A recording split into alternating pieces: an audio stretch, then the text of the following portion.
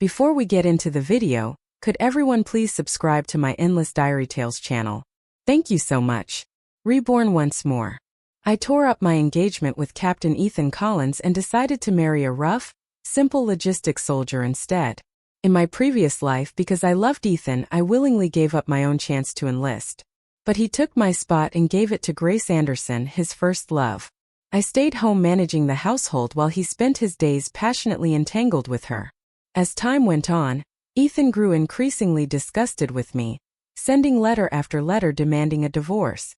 When Ethan was later injured and discharged from service, I still stayed by his side, caring for him, helping him recover, and supporting him through every hardship. Yet, when his career began to rise again, he still couldn't forget Grace, the white moonlight he had worshipped for years. Even the child I bore and raised with pain and effort eventually despised me, saying I wasn't worthy of his elegant, successful father, the respected businessman Ethan Collins, and forced me to leave with nothing but empty hands. This time I've decided to step aside and let Ethan chase his so-called true love. As for me, I'll make plenty of money and push my husband, the rough, honest logistics soldier, into the military academy so that one day he'll become a division commander, making everyone look at him with admiration. I decided to give up my enlistment opportunity and stay in the neighborhood textile factory as a worker. The neighborhood director looked at me in disbelief. "Emma Johnson, have you really thought this through? This is the last enlistment slot. Besides, that unit is exactly where your boyfriend is serving. Wouldn't it be wonderful for the two of you to strive together after you enlist?" My eyes fell on the bright red slogans painted outside the window. "A soldier brings glory to the whole family and defends the motherland without regret. Dedicate your youth to the army." Silently, I confirmed once more that I had truly been reborn. Back to the autumn of 1975, the season of military recruitment. I smiled faintly, my voice calm yet firm. "Director, women can hold up half the sky now. The textile industry is a vital pillar of the national economy. I'm still young. I can't let myself be consumed by love. I want to dedicate my strength to the cause of building socialism." In my previous life, my entire existence revolved around Ethan Collins, but in the end, I lost everything and died filled with regret. Reborn again, I swore I would never marry Ethan Collins. The neighborhood director, moved by my determined words, patted my shoulder enthusiastically. "Excellent. The torch of this new era has truly been passed to your generation. With your abilities, I'm sure you'll become a shining example for working women everywhere." I thanked her and left the office. Walking down the familiar alleyway, I saw people in blue factory uniforms riding large frame bicycles. In that moment, the vivid, almost tangible feeling of rebirth washed over me. I couldn't help but lift my head toward the golden sunset and laugh softly. How wonderful. Everything is still in time. This life I'll live for myself. A brilliant life in my own way. As soon as I stepped into the house, the rich aroma of stewed chicken instantly awakened all my senses, pulling me back to reality. According to the memories from my previous life, I slowly lifted my gaze toward the living room. Under the warm yellow light, I once again saw the man sitting on the sofa. Ethan Collins, 45 years younger, exactly as I remembered him. His youth carried a sharp, commanding aura. His thick brows, high-nosed bridge, and the cold restraint in his expression gave off a sense of distant dominance. Just one accidental glance from him made my heart tremble, my cheeks flush red. But I knew clearly Ethan Collins had never truly loved me.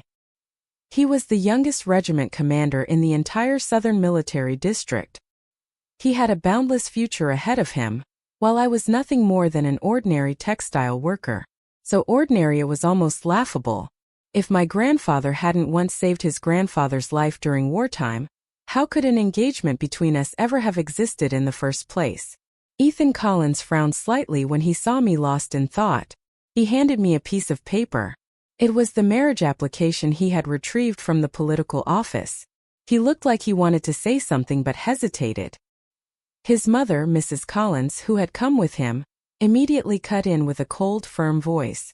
"This marriage should be put on hold for now," she said sharply. "Ethan is at a critical stage in his career. Young people shouldn't be burdened by emotional entanglements. At his age, he should be devoting himself to national defense. Protecting our country's security is what truly matters." My father's brows furrowed. His tone carried a hint of displeasure. What you said isn't wrong, Mrs. Collins, but my daughter has also prepared to enlist. Wouldn't it be good for both of them to serve in the military together? My father's eyes were full of kindness as he spoke up for me, but Mrs. Collins brushed him off coldly. The army isn't a place for people to enjoy themselves, she snapped. If she joins, it will only distract Ethan. Surely you don't mean to make Emma Johnson a stumbling block in the path of Ethan's advancement, do you? Are you really trying to repay an old debt of gratitude by forcing my son to carry the burden of Emma's entire life?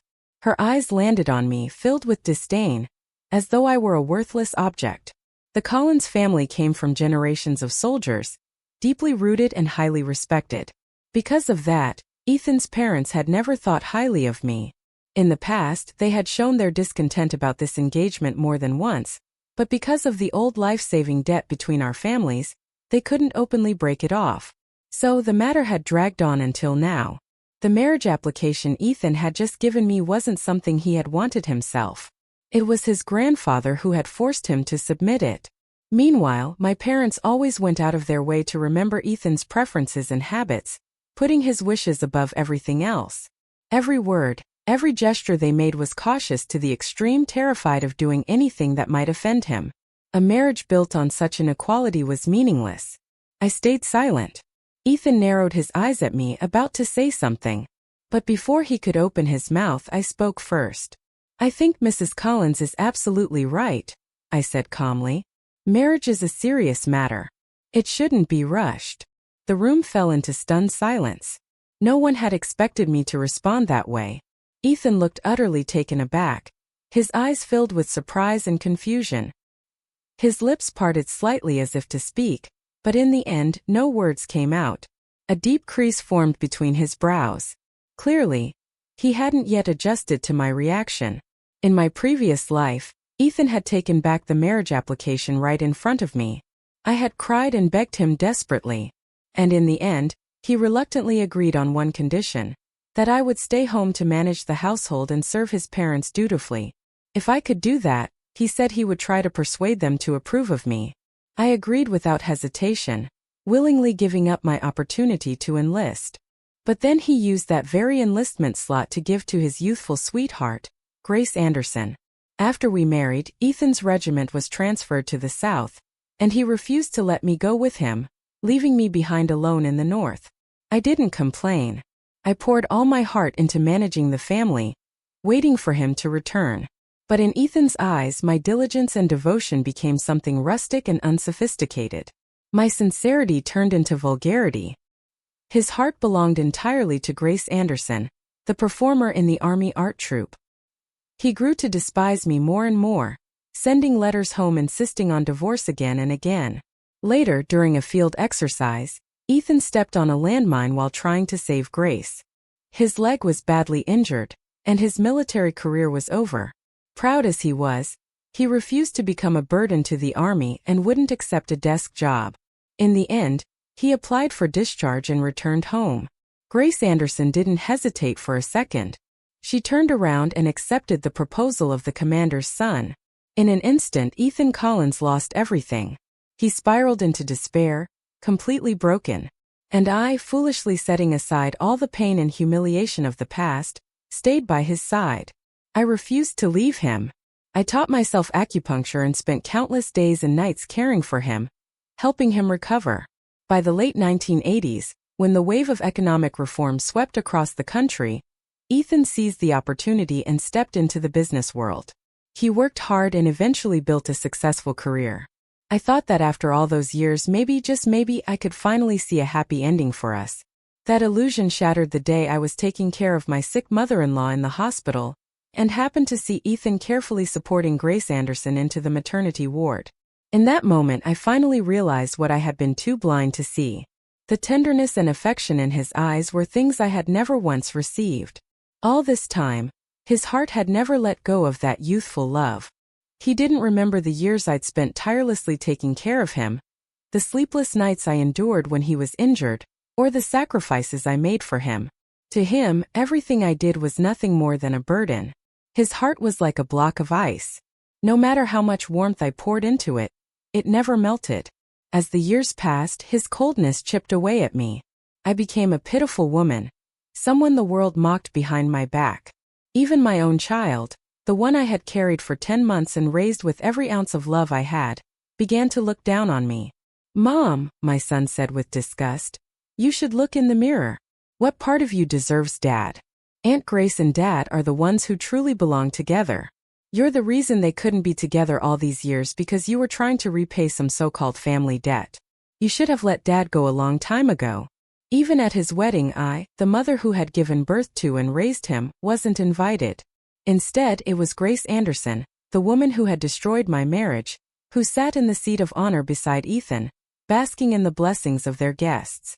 The final, most devastating blow came from the very child I had spent my entire life protecting. I had sacrificed everything for him. My youth, my pride, my happiness, and in the end, it was his own hands that tore my heart to pieces. I hated myself. I couldn't accept it. Because of Ethan Collins, I had wasted an entire lifetime. In this new life, I will stay far away from Ethan Collins. I will live for myself. Ethan ignored propriety and pulled me into a room, closing the door behind us. He lowered his voice and tried to explain patiently.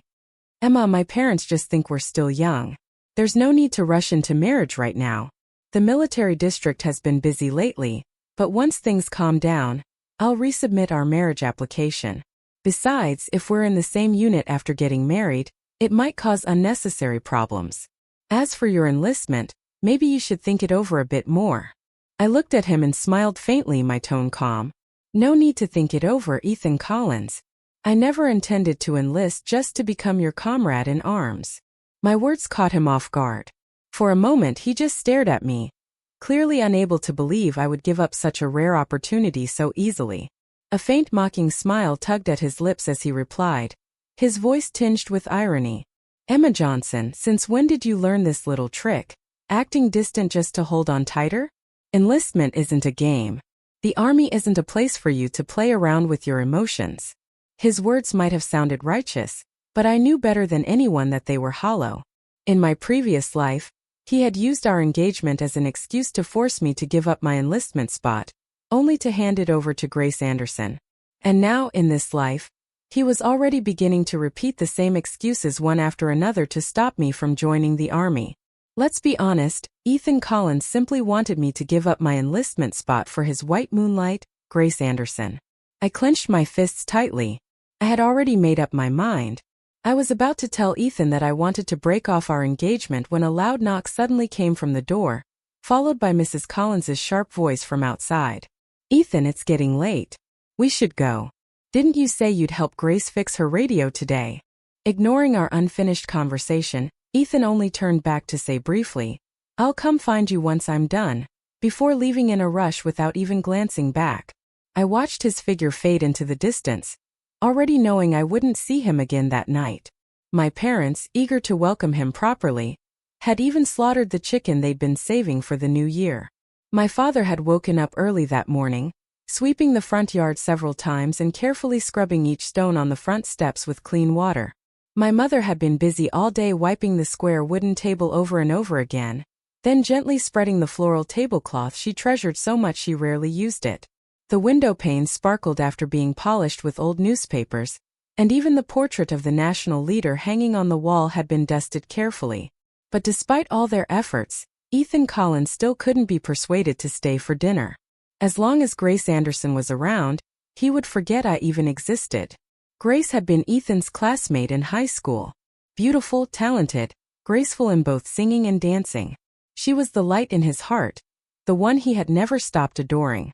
Because of her family background, she had once missed her chance to enlist, and now that her family issues were finally resolved, she was eligible again. But the last enlistment spot in our district had already been assigned to me. For Grace, Ethan would go through fire and water, climb mountains, cross rivers. So what was forcing his fiancée to give up a single opportunity compared to that? In my previous life, to secure that very enlistment spot for Grace Anderson, Ethan had even agreed to marry me. And from that moment on, my life was trapped in tragedy. I wasted my youth, trading years of devotion for nothing but heartache. But this time I would still give up that spot to Grace Anderson. Not out of love, but because I wanted to sever every tie between Ethan and me once and for all. I wanted to see whether once I stepped aside, the two of them could truly stay together for the rest of their lives. The words I'd meant to say never left my mouth, but it didn't matter. In just 5 days, Ethan's leave would end, and Grace would officially join the Army Art Troupe. Their unit would soon be transferred to the south. And from then on, with the vast sky and distant land between us, Ethan and I would no longer have any connection whatsoever. After dinner, I couldn't bear to stay home, watching my parents' worried faces. So I went for a walk along the riverbank to calm the whirlwind of emotions inside me after experiencing this rebirth. Before I realized it, my feet had carried me near the military barracks where Ethan was stationed. From afar, the faint glow of the barracks lights shimmered through the night, stirring memories I had tried to bury. The base wasn't far from home, yet Ethan rarely came back. Was it really because he was too devoted to his country, too busy to visit, or had he simply been avoiding me all along? Ever since he enlisted, Ethan had seldom taken the initiative to come home. Each time he was granted a short leave, I would begin preparing long before his return. I would pick out my neatest outfit, carefully braid my glossy black hair into 2 tidy plaits, and pack roasted sunflower seeds I'd made myself, along with handmade pastries I hoped he'd like. Every time I saw his familiar silhouette after countless sleepless nights missing him, my heart would race with excitement and anticipation. But back then, I had deliberately ignored the fleeting look of disdain that passed through Ethan Collins's eyes every time he saw me. Thinking back on it now, I only feel empty and bitter. Just then, my eyes accidentally caught sight of a couple walking not far from the barracks. Ethan Collins was strolling slowly beside a young woman. She had a graceful figure dressed in a floral dress that fit her curves perfectly. Her long silky black hair flowed naturally down her back, glimmering so beautifully that even the streetlights seemed to reflect a soft glow off it. Their hands were clasped tightly together, their eyes full of intimacy and tenderness. It was Grace Anderson, the very woman who had inserted herself into my marriage in my previous life, entangling me in misery for half of it. My chance had come. I studied my emotions, quickened my pace, and stopped in front of Ethan Collins and Grace Anderson. My voice was cold, edged with a mocking smile. "Ethan Collins, so this is where you fix radios now at the riverbank." Ethan's face turned pale as if struck by lightning. He quickly pulled his hand away from Grace's. His brows furrowed as he looked at me, panic flickering in his eyes. "Emma, didn't I tell you to wait for me at home? What are you doing here? Were you following me?" I let out a short, sarcastic laugh. "What is this road, your private property? If I hadn't decided to take a walk, I wouldn't have discovered why you suddenly withdrew our marriage application." Ethan's expression stiffened, his eyes darting away. "Emma, you misunderstood. The decision to postpone the marriage is between us. It has nothing to do with Grace." At that moment, Grace gently tugged on Ethan's sleeve, pretending to be fragile and innocent. Her voice was soft enough to melt butter. "Ethan, don't argue with Miss Johnson because of me. I don't want to see you upset." I couldn't help but laugh bitterly, my tone sharp with contempt. "Oh, what an impressive performance. You mean to tell me you didn't know he's engaged and yet you're here acting pitiful? Don't you have any shame?" Grace's eyes immediately turned red as she looked pitifully at Ethan. "Ethan, did she misunderstand me? I've only ever seen you as a good friend." Of course, just like in my previous life, she always acted this way, pretending to keep her distance while deliberately holding on, appearing at just the right moments to drive a wedge between us. And every single time, Ethan would side with her. This time was no exception. Ethan immediately pulled Grace behind him, shielding her as he frowned at me. His voice was stern and disapproving. "Emma Johnson, watch your tone. There's nothing improper between Grace and me. Our relationship is completely innocent." I widened my eyes and raised my voice, dripping with irony. "Innocent? Holding hands counts as innocent now? Ethan, do you think I'm a 3-year-old who can't tell what's going on? I'm your fiancé. Is this how you repay the years I've been with you?" All my life, I had endured and stayed silent before him. But this was the first time I fought back, and it left him speechless. Around us, several nosy middle-aged women had already perked up their ears, eager to listen. They exchanged knowing looks and began whispering to one another. I couldn't hear their words clearly, but judging by their excited expressions and pointing fingers, I knew that within 2 days, our scandal would spread through the entire neighborhood. Grace seemed worried too. After all, no woman wanted to be labeled a homewrecker who destroyed a soldier's engagement. She tugged lightly on Ethan's sleeve, her voice soft and apologetic. Ethan and I are just old classmates. We've always been close, so maybe I rely on him a bit too much sometimes. Her eyes shimmered with tears as she added pitifully, "It's my fault for making you misunderstand the relationship between Ethan and me." I let out a cold laugh. Misunderstand? Anyone looking at how close you two are would see exactly what's going on. If the two of you were together openly and honestly, I might still respect your so-called love. But what is this? You both want to play the virtuous ones while sneaking around in the dark.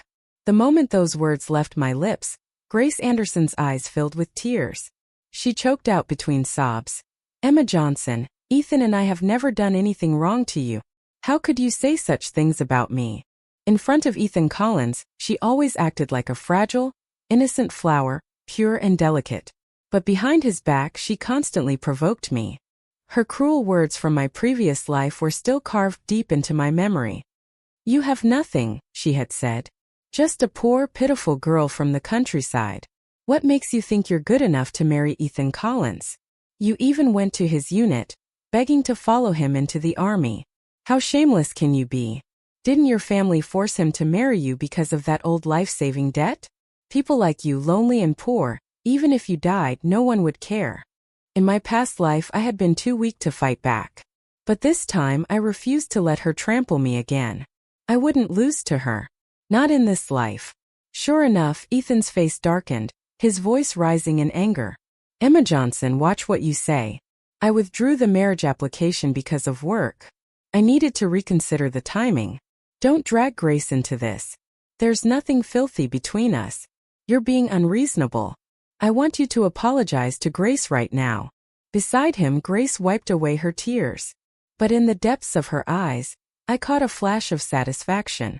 In my previous life, every time we argued, Ethan always sided with her, forcing me to apologize.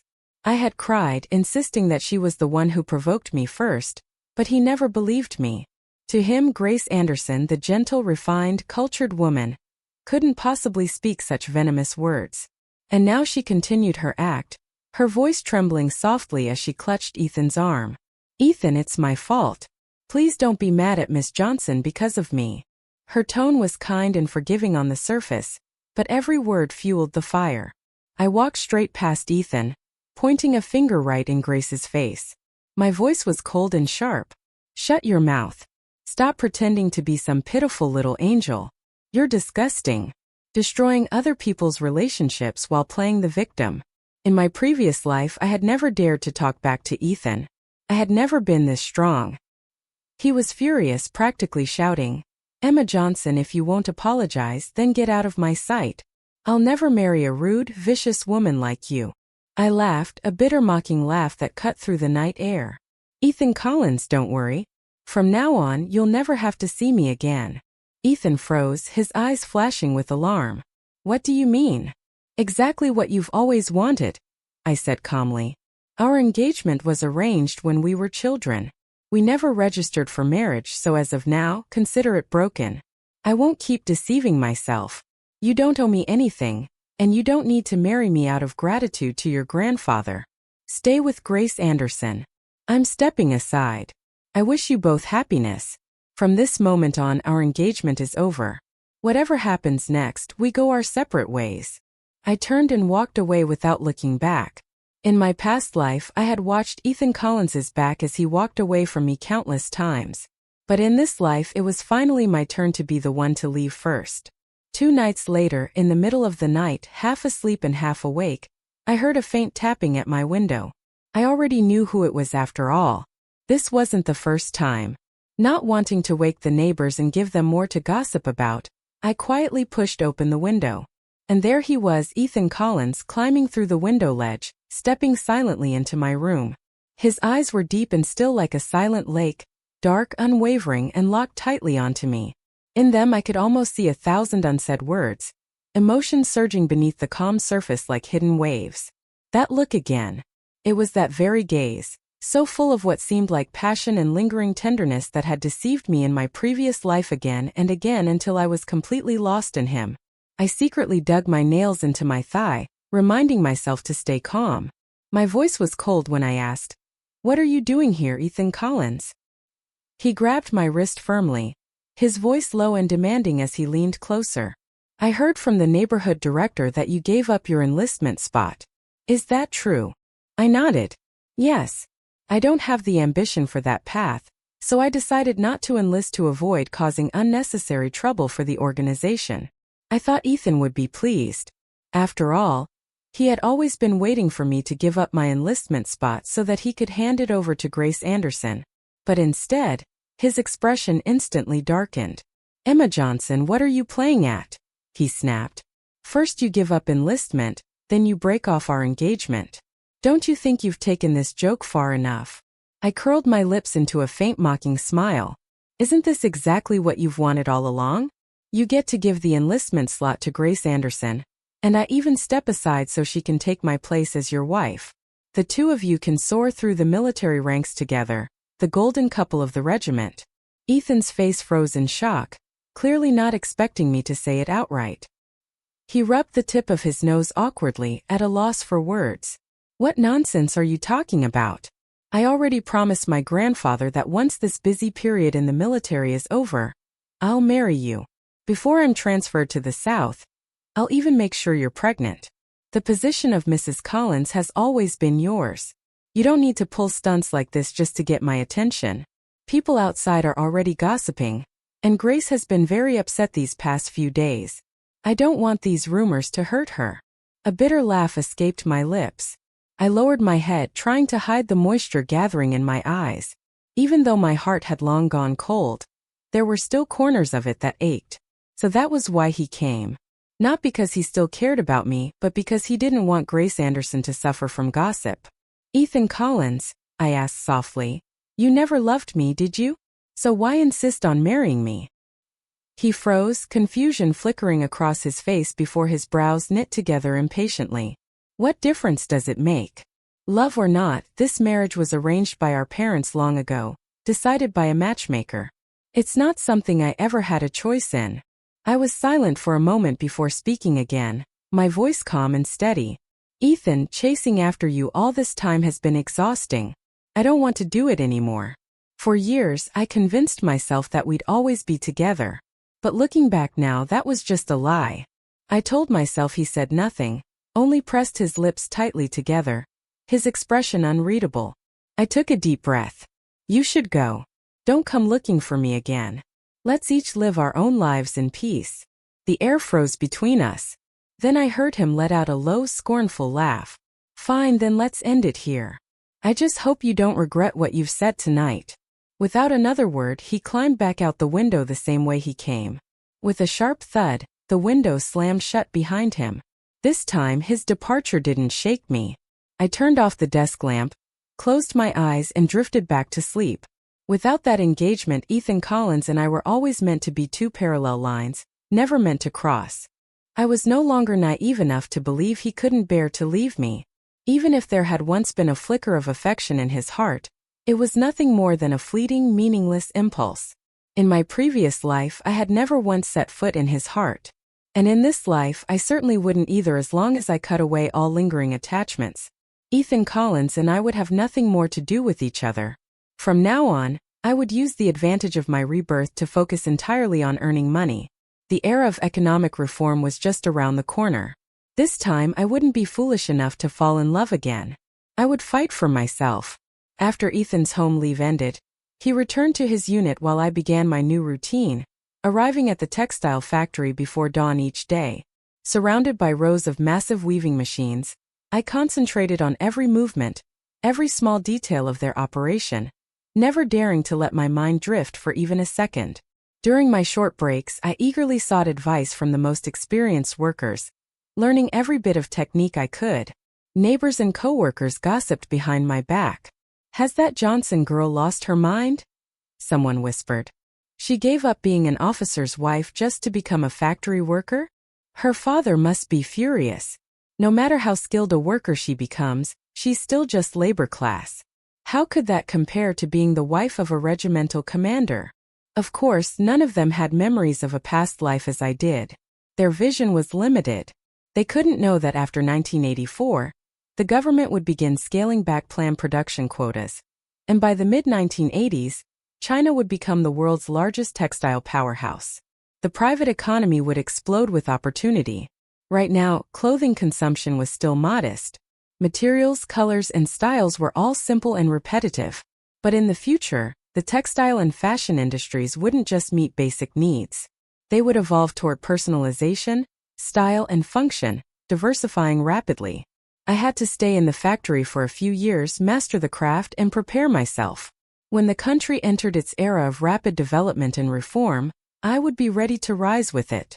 With the foresight of my second chance, I was certain I could start my own business and make my dreams come true. That morning, I left home early for work, walking along the riverbank that bordered the city. Suddenly, a loud snorting sound shattered the morning calm. I turned just in time to see a massive black pig leap off a military supply truck. Before I could react, the beast charged straight at me at full speed. Terrified, I turned and ran, but it was relentless, barreling after me like a storm. Behind it, a young military serviceman had jumped off the truck, shouting as he chased the runaway pig. The scene was pure chaos. Me running, the pig chasing, and the soldier chasing the pig. The wild pursuit stretched along the riverbank until my foot slipped. With a splash, I plunged straight into the icy water. The shock stole my breath. The freezing current soaked through my clothes, biting deep into my skin. I struggled desperately, thrashing in panic as the river swallowed me whole.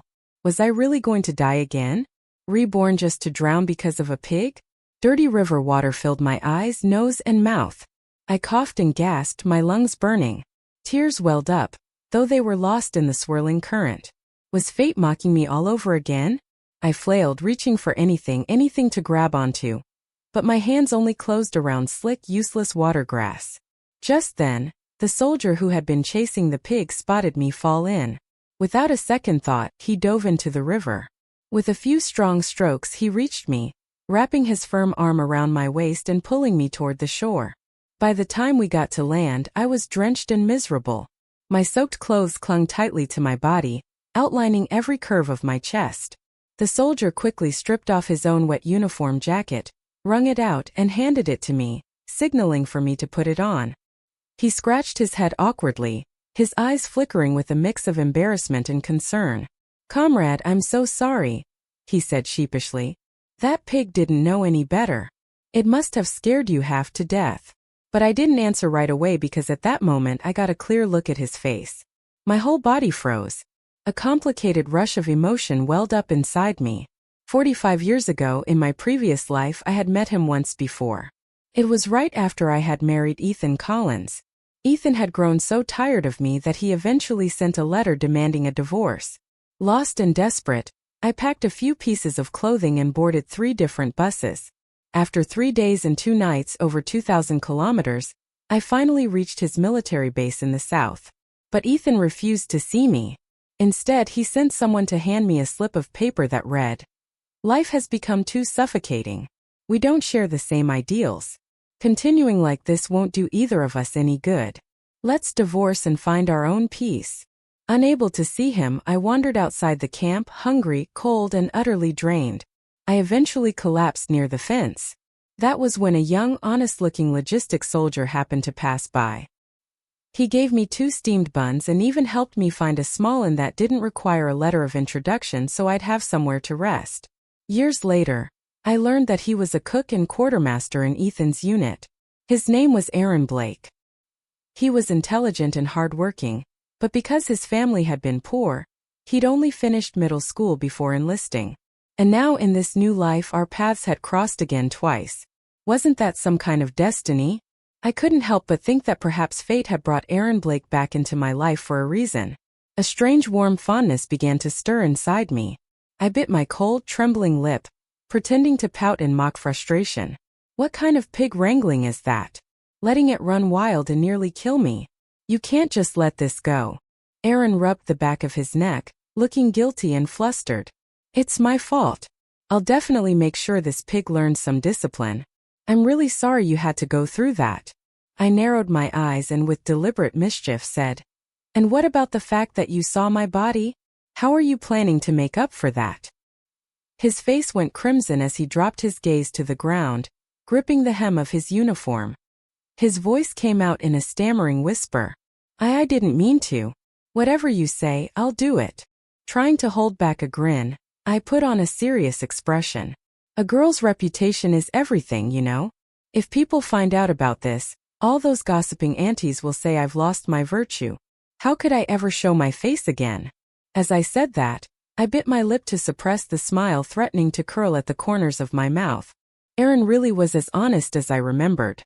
He blushed so hard he couldn't even look at me. Please don't listen to gossip, he stammered, completely flustered. I'll take responsibility for you. After being reborn, I had sworn to focus entirely on my career, leaving love behind. But fate has a way of finding you when you least expect it.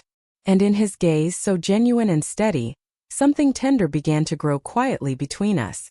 After just a few short meetings during his brief military leaves, I made up my mind. I would spend my life with Aaron Blake. In those years when goods were still scarce, every time we met, he would save up his meal coupons to bring me a tin lunchbox packed full of food. Simple yet hearty, and always with a few special dishes tucked inside. Whenever there was meat, he'd push it all into my bowl without hesitation, keeping only the vegetables for himself. Emma, he'd say gently, eat more. You're too thin. The way he looked at me, full of care and quiet affection, was something I had never seen in Ethan Collins's eyes. Aaron came from a humble background. His parents worked tirelessly year after year, just barely making enough to survive. But through sheer determination and hard work, he never once gave up. Aaron Blake had always excelled, passing every assessment and selection within the Army with flying colors. That day when we met again, we took a slow walk down a narrow dirt path. He looked as if he had something to say, but hesitated for a while before finally speaking. Emma, he said quietly, our division is being transferred to the south. Once we leave, it'll be hard for me to see you again. So he paused, taking a deep breath, his eyes sincere and steady. Why don't we get married? Come with me to the south. That way, we'll never have to be apart again. I froze for a moment, thinking he was about to say goodbye. But when I realized what he had truly said, relief and joy flooded my chest. I had finally reached my goal. Smiling, I nodded vigorously. Aaron's face lit up with excitement. That very same day, he returned to his unit and submitted a marriage application. Of course, rumors about us spread quickly throughout the military compound. When I told my parents that I wanted to marry Aaron Blake, a logistics soldier, a cook who slaughtered pigs for the mess hall, it was as if I had dropped a boulder into a calm lake, sending shock waves through our family and the entire neighborhood. Are you out of your mind? My mother shouted, eyes wide with disbelief and anger. You gave up marrying a regimental commander just to marry a butcher? I stayed calm. Mom, Aaron's a soldier too. A commander might be impressive, but Ethan Collins never cared about me. He never respected you or Dad either. Aaron might only be a logistics soldier, but I believe in his ability and determination. He has a bright future ahead of him. And most importantly, he treats me with genuine kindness. I feel safe with him. My mother's face turned red with rage. She stomped her foot, shouting, Safe? What do you know about safety? That man spends his days chopping meat and gutting pigs. He's nothing but a butcher. How could he ever compare to Ethan Collins? You're throwing your life away. My father paced the floor angrily, tapping his pipe against the ground with heavy, deliberate thuds. Before long, news of my sudden decision to marry a cook spread throughout the entire street. Every corner of the neighborhood buzzed with gossip. Mrs. Wong, sitting on a small stool outside her house, picked vegetables while chatting animatedly with the neighbor beside her. Has that Johnson girl lost her mind? Every woman dreams of marrying a commander, and she just threw it all away, and now she wants to marry a pig butcher. Mrs. Xiang, sitting nearby, shook her head disapprovingly. Exactly. What's gotten into her? If she ends up miserable later, she'll only have herself to blame. Then my aunt-in-law, Mrs. Wong, who had never liked our family, chimed in with a smug expression. You ladies don't know the half of it. That Emma girl isn't as proper as she looks. I heard someone already saw her body. Why else would she be rushing to get married? You think a commander would still want her now? The moment those words left her mouth, my mother's face turned purple with fury while my father slammed his hand down on the table. The two of them stormed out and got into a shouting match with her right there on the street. If you dare to spread one more lie, my mother yelled, I'll tear that gossiping mouth of yours right off your face. But their anger couldn't change my mind. To stop me, my parents locked me in my room and forbade me from going out. My mother sat right outside the door, her voice full of desperation. Emma, listen to your mother. Break things off with that butcher boy. We'll go talk to the Collins family. It's not too late to fix things. Meanwhile, Ethan Collins, still serving in the army, soon heard that I had not only broken off our engagement but also planned to marry Aaron Blake, a logistics soldier. He must have been livid and humiliated. So, he took a special leave from his unit, bringing along one of his aides, just to come to my house and see how pathetic I'd become. When he saw me, a mocking smile curled on his lips and his voice dripped with disdain. I heard you're marrying Aaron Blake, he said with a cold chuckle. Well, that's certainly something new. I thought you canceled our engagement because you had your eyes on someone higher up the ladder. Maybe a general. Turns out I was wrong. He sneered, his tone sharper now. So tell me, Emma, how exactly am I, a regimental commander, not good enough compared to a mere kitchen soldier? All he knows is how to kill pigs and cook. Ethan Collins sneered, his tone dripping with contempt. Is it the smell of grease on his clothes that's made you lose your mind? Then he deliberately raised his voice, clearly wanting the entire neighborhood to hear him. His eyes gleamed with arrogant disdain as he continued. You really have an unusual taste, Emma. You could have been the wife of a regimental commander, but instead you're choosing to spend your life with a kitchen hand, living in a world of smoke and fat. Despite the venom in his words, I stayed perfectly calm. I lifted my chin slightly, meeting his gaze head-on. My voice was steady, every word sharp and deliberate. Commander Collins, I said coolly, you've lived your life looking down from above for so long that you've started believing power and rank can buy you everything. But I'm not the kind of woman who worships status. What Aaron Blake gives me is something you'll never understand, and you don't deserve to judge it. Ethan's expression froze. His jaw tightened and his face flushed with anger. His teeth ground audibly as he spat. Fine, let's see if you still laugh when you're crying with regret later. He threw out those bitter words and stormed away, his boots striking the ground hard as he left. But I knew him too well. I had spent a lifetime beside him once before. His anger today wasn't born from love. It was from wounded pride. Not long after Ethan left, Aaron Blake arrived. He wore a crisp military uniform, holding a carefully wrapped box of pastries from the market and a slab of fresh pork. Standing outside my home, he looked nervous, shifting his weight from one foot to the other before knocking firmly on the door. When my parents opened it, their faces were cold, their expressions unreadable. Aaron's throat tightened, but he straightened his back and spoke with quiet determination. Mr. and Mrs. Johnson, he began respectfully, I know you still have concerns about me and Emma. It was wrong of me not to visit earlier. That's my fault. But I'm here now because I truly want to marry her.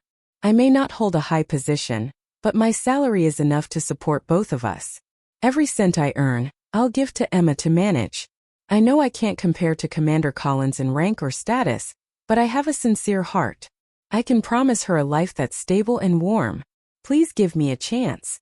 There was no arrogance in his tone, no attempt to impress, only honesty and resolve. My parents didn't respond immediately, but I saw the change in their eyes. The icy resistance that had filled the room slowly began to melt away. My mother turned aside with a sharp huff, refusing to look at him, but she didn't continue to argue. My father tapped his pipe against the floor a few times, then let out a long sigh. I knew then they had silently given their blessing. Before long, our marriage request was approved by the army. There was no grand wedding, no white dress, no fancy banquet. We held a simple ceremony in a small hall at Aaron's unit. His comrades decorated the walls with red paper cutouts shaped like the Chinese character for double happiness, filling the air with warmth and sincerity. Aaron stood tall in his neatly pressed uniform while I wore a modest red dress. Side by side we faced our friends and comrades, our eyes meeting with quiet certainty and hope for the future. And just like that, we stepped into marriage. Two people bound not by luxury or status, but by faith in each other and in the world we were building. In the tide of a changing era, we leaned on one another, holding fast to our love and our ideals. Soon after the wedding, Aaron's unit was transferred to the south, and I followed him to Shun City. But unlike most army wives, I didn't intend to spend my days only tending to the kitchen or raising children. I had dreams of my own. In my previous life, I had visited Shun City several times. Back then, it had already become one of the most developed metropolises in the country, famous even across the world. But now, more than 45 years earlier, it was only beginning its transformation. Back then, Shun City was still just a small fishing village. Aaron Blake worried that I would have a hard life there, but I wasn't concerned in the least. I knew that once the 1980s arrived, this place would become the engine of the nation's economy, a symbol of explosive growth and opportunity. Shun City was the future, and I intended to seize it. I had already drawn up a rough plan for myself before coming here. Naturally, it still revolved around textiles, the field I knew best and had the most experience in. Within the military housing complex, I soon became known among the other wives, not for being gentle or submissive, but for my confidence and decisiveness. I often spoke with Aaron about the future. Just as I had predicted, he wasn't content to spend his whole life in a kitchen surrounded by pots and smoke. One evening, I looked at him seriously and asked, "Aaron, are you really planning to spend your whole life cooking in the army canteen? You have the ability. You should be at a military academy out in the field leading men." He hesitated, a little embarrassed. "Emma, working in the kitchen isn't bad. Besides, getting into a military academy isn't easy." I met his gaze, my tone firm but full of encouragement. "Of course it isn't easy, but if you never try, how will you ever know you can't? Everyone with ambition is working hard to rise higher. Do you really want to spend your life breathing in smoke and grease?" With my constant encouragement and gentle pressure, Aaron finally picked up his books again. Night after his shifts, he studied tirelessly. After months of effort, he passed the entrance exams and was accepted into the National Military Academy. While Aaron was away studying, I gave birth to our first daughter. From that moment on, every burden of the household fell squarely on my shoulders. But unlike my past life, I didn't feel weary or bitter this time. Because when love is built on respect, it becomes a source of strength, not weakness. The 1980s were a time of both boundless opportunity and tremendous challenge. I refused to let myself grow idle or fall behind. In our tiny one-bedroom apartment, I rocked my baby to sleep while sketching business ideas late into the night. My only asset was an old sewing machine I'd spent weeks searching for at the second-hand market. But that machine was my lifeline, my weapon to carve out a new destiny. By day, I carried my daughter on my back, roaming the streets to find cheap fabric. By night, I worked tirelessly, hunched over the sewing table, cutting, measuring, and stitching. Every thread, every stitch was a step toward the future I was building. I pored over fashion magazines imported through the port, studying new styles and silhouettes. I experimented with ways to weave those modern elements into my own designs. Whenever I ran into technical problems, I didn't hesitate to seek out veteran tailors, humbly learning everything I could, one detail at a time. At first, my clothes only sold within the military housing area, or on small street stalls nearby. My lack of experience and a limited market meant sales were slow. But I didn't let it discourage me. I kept improving, refining my craftsmanship, upgrading the quality of my fabrics, and tweaking my designs to match what people actually wanted. Gradually, customers began to love my work. They praised its originality and high quality. As orders increased, I decided to rent a small workshop and hire a few workers. Bit by bit, I expanded production. My business began to flourish, and for the first time my career truly took off. At the same time, Aaron Blake graduated with distinction from the military academy. Like a rocket ignited, he rose swiftly through the ranks.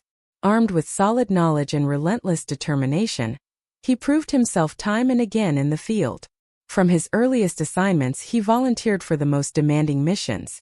Calm under pressure, decisive in every command. Under his leadership, his unit became known for its strict discipline, outstanding training, and a series of impressive achievements during military exercises and real operations alike. Thanks to his steady success in real operations, Aaron Blake's rank continued to rise until he officially joined the senior command ranks. Several years later, during a military event, I unexpectedly ran into Grace Anderson again. The same woman who once wielded charm and power like a weapon, but was now forgotten by nearly everyone. She glanced at me briefly, then quickly turned away, avoiding my eyes, as if even looking at me might remind her of everything she'd lost. A few of the other military wives nearby whispered to me about what had happened to her over the years. It turned out that Ethan Collins had been injured during a mission several years earlier, sustaining a severe leg wound. He received a disability pension and was later discharged from service, taking a minor government job back home, but Grace had looked down on him, saying he was no longer worthy of her. She divorced him without hesitation. Soon after, she latched on to a senior officer, a married man, who divorced his wife to be with her. For a while, she flaunted her new status, acting arrogant and condescending toward everyone in the Army's performing arts troupe, as if she were untouchable. But her pride and vanity eventually backfired. She offended too many people, and little by little she was isolated. Then, for reasons no one fully understood, that engagement fell apart. The middle-aged officer quickly married another woman, leaving Grace completely abandoned and disgraced. Without love or protection, she lost both her influence and her standing. In the troop, she became irrelevant and afterthought.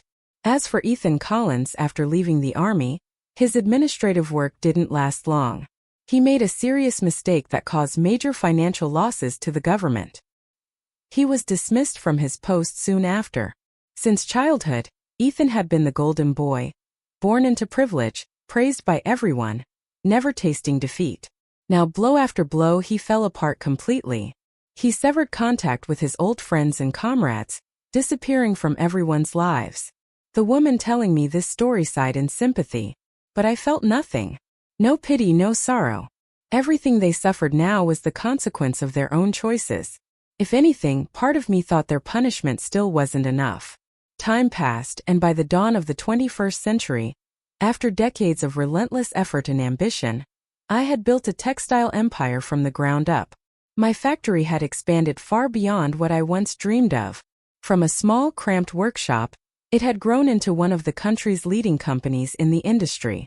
Our products weren't just thriving in the domestic market. They were exported across the globe, winning over international markets with quality and innovation. Thanks to the foresight my rebirth had given me and my sharp instincts in an era of reform, I made the most of every opportunity, every gap in knowledge and access. Slowly but surely, I accumulated immense wealth. Now, I was one of the richest women in the nation, a billionaire entrepreneur, and one of the most influential figures in the country's textile industry. As for Aaron Blake, though he was now in his 60s, he still carried himself with the same upright strength and quiet authority that had first drawn me to him. Time had only added depth to his presence, a kind of mature, commanding allure that no youth could match. In his perfectly pressed military uniform, the shining stars on his shoulders radiated dignity and power.